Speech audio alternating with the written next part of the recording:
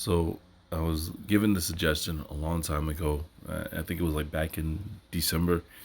Um, I think it was that someone had mentioned reading this book, and uh, man, I downloaded the PDF back then. I'm just now getting to it. It's pretty interesting because this part here, around when they start mentioning Columbus, this part here, it caught my attention real fast. Um, Ezra is saying you want to read the second Ezra 13, um, the whole chapter, especially with this part here from 40 to 42.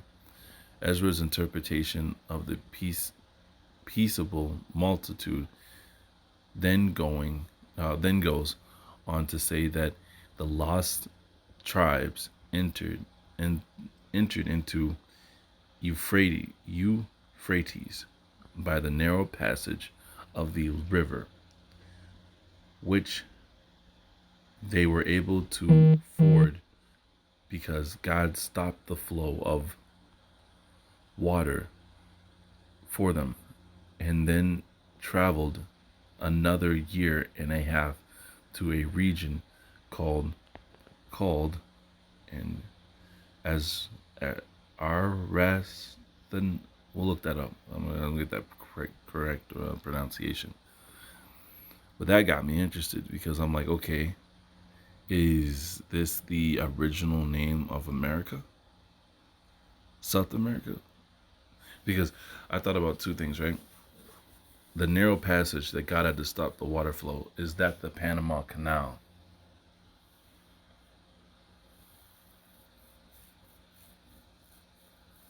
That's what I thought of when I read that. And another reason why I thought about it is like, all right, because this is about Christopher Columbus and how he's using this to help further his research to finding, quote unquote, Jerusalem. So my thing is, he didn't go up to Canada, right? As far as we know, he didn't go to the Bering Strait, because that's the only narrow passage I can think of. So I'm gonna keep reading this because I want to see what else they come to the conclusion. But we're gonna stop this and see how they pronounce that real quick.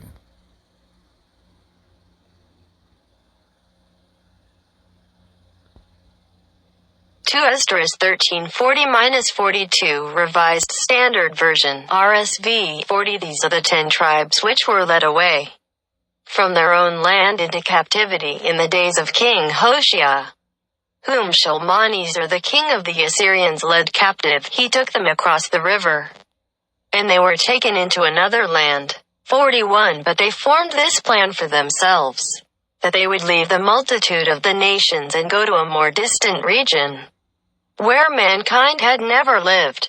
42. That there at least they might keep their statutes which they had not kept in their own land.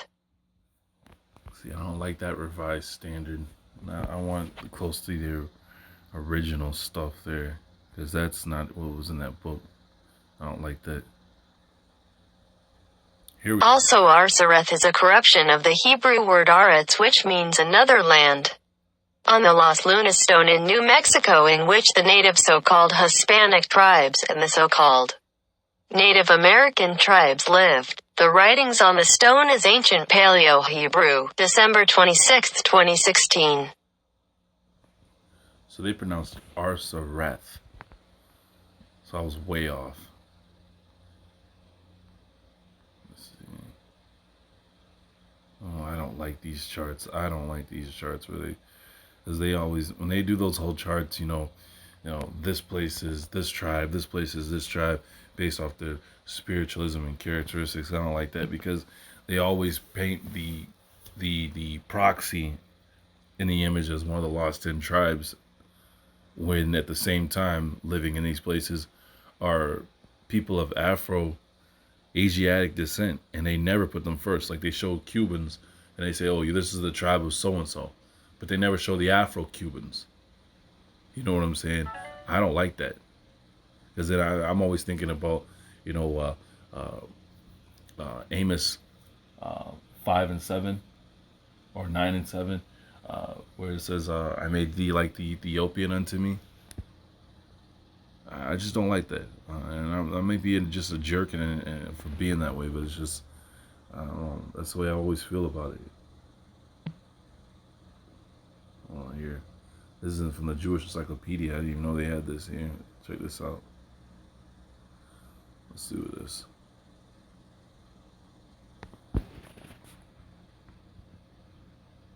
By Morris Jastra Jr., Kaufman Kohler, the name of the land beyond the great river, far away from the habitation of man, in which the 10 tribes of Israel will dwell, observing the laws of Moses, until the time of the restoration, according to IVESD, XIII. 45. Columbus identified America with this land. See Kaiserling's Christopher Columbus, translated by Dr. C. Gross P. 15. The name, it has been suggested by Schiller Shinnessy, is taken from Doi XXIX 24-27, because they forsook the covenant of the Lord and went and served other gods. The Lord rooted them out of their land, and cast them into another land, Ahareth, as this day. This passage is made to refer in Mishnah San, X 3 to the 10 tribes. Compare Tosaf, San, XIII 12 Bab, IB 110b, IBX 29c, A flat, RN, ed. Schechter, A XXXVI 108, and Bacher, Agata der Tanaten, I 143. But different opinions are expressed by Akiba and Eliezer. The traditions are rather confused as to the names.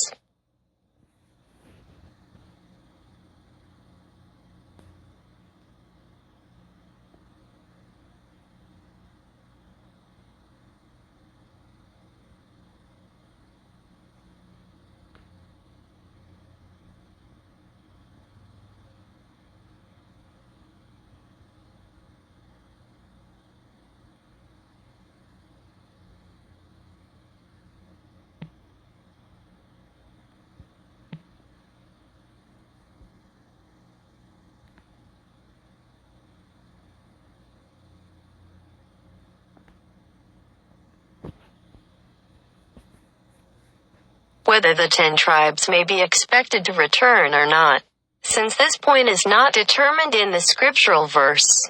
One of them takes the words, as this day, to signify that, as the day goeth but doth not return, so shall they who are cast off not return. The other explains the words, as the day begins with the darkness of the night but turns into day, so shall the darkness of their banishment be turned into bright daylight. Mishnah San. L.C. The 4th book of Esdras took the latter view, which was adopted also by R. Judah Hanasi and the Tosefta L.C., who refers to Isa XXVII. 13. That really wasn't much of any use. Sorry to say that, but just wanted to see what it had to say there.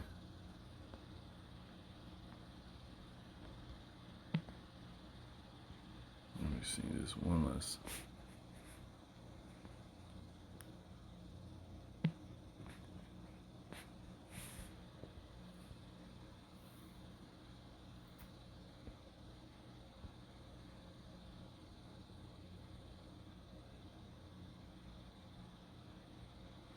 I put that in. It's saying a country of Asia, lying to the northwest of India. Do you see that?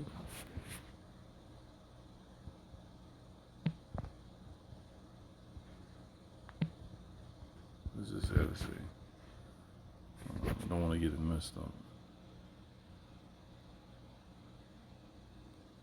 Hold on, I'm sorry about this, guys. I just don't want to mess this up, man.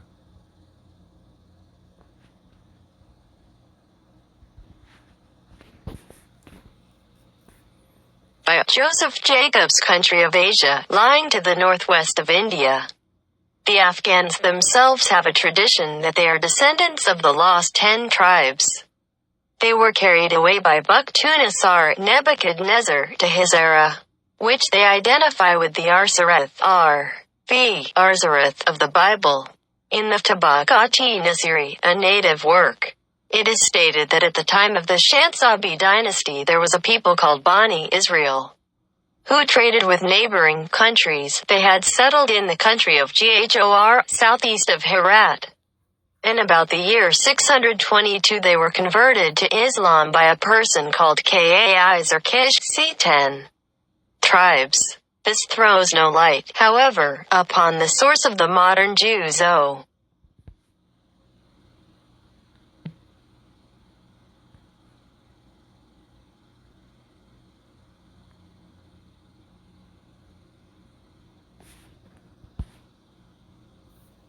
Jews of Afghanistan, said to number 40,000 in about 60 congregations, who were chiefly concentrated at Kabul, 2,000 souls, Herat, Kandahar, Ghazni, and Balkh. The ruins of the synagogue at Kabul are said to date from the time of Nebuchadnezzar. But the present Afghan Jews speak Persian, and all their religious books and teachers come from Tehran or Muscat. They have in each of the above-mentioned 5 towns a special quarter called the Mahal-i-Yahudiya, which is closed at sunset and opened at dawn. They dress like the rest of the Afghans, except that they wear a black turban, said to be mourning for the fall of Jerusalem, but probably as a distinctive mark. Now that's interesting, that last part there that they left out. Because they're claiming to be the black, they're claiming to be, Jews. But they also have a link to the Persians, right? And that's interesting.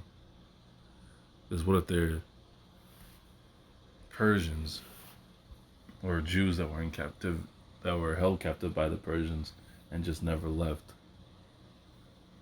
That's interesting. I'll stop here.